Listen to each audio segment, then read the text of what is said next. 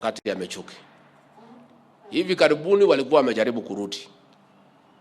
Huyo kiongozi yao ndio alikuwa ameshikana na hiyo watu ya Azimio, wakitaka kutumia hivi vijana kwa mambo ya maandamano.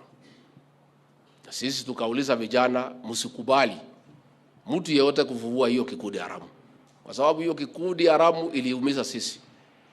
Waliumiza akina mama wetu, wakawafanyia maneno ambayo siwezi hata taja. Wakafanyia wasichana wetu maneno hatuwezi taja. Walikuwa wanaingia kwa duka ya mtu wanaitisha pesa at protection fee. Walikuwa wanaingia kwa ng'ombe ya mtu na si yao, wanakamua maziwa wanaenda kukula ugali naye. Na ng'ombe ni yako. Mtu anaingia kwako anakamua, hata akamui yote anakamua ile peke yake anataka. Alafu anaenda. Hiyo we cannot allow it. And I want to say, this government will not allow the revival of that criminal gang. And their leaders should know that. Hata akijificha kwa watu ya Azimio, will smoke them out. That gang will not be allowed anywhere, not just in the Mount Kenya region, but in the country. Because it's a gang that was ruthless. And they did things that are unthinkable in our community. And we cannot allow the revival of that gang. So tafadhali naomba nyinyi, vijana wetu wa boda, nyinyi managers, go and train your people. That gang should not come anywhere near your industry. Hii ni biashara, and we want to support this as a purely business enterprise. And it's a good business. You are moving a lot of money in the economy. So please stay off those criminals. Don't allow them wajifiche hapo kwa vijana wetu. Again, mumesema vizuri, we also want to have career progression.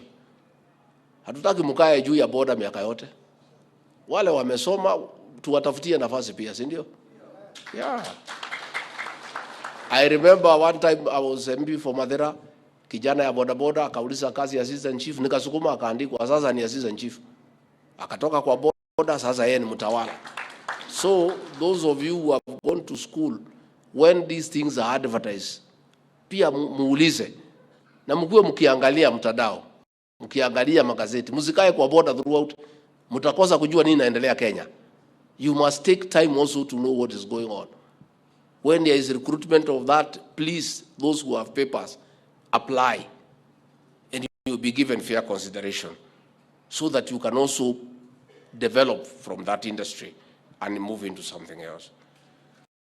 Mimi nikimalizia ni kusema, nimemsikia chairman umesema your committee, I'll give you an appointment, mkuje tuketi, si ndio? Yeah, let us come, mkuje tuketi, tukubaliane all those things you have said, the challenges, what to do. Tukimalizana na mimi nichukue nyinyi mpeleke kwa Rais William Ruto, tuketi tukubaliane.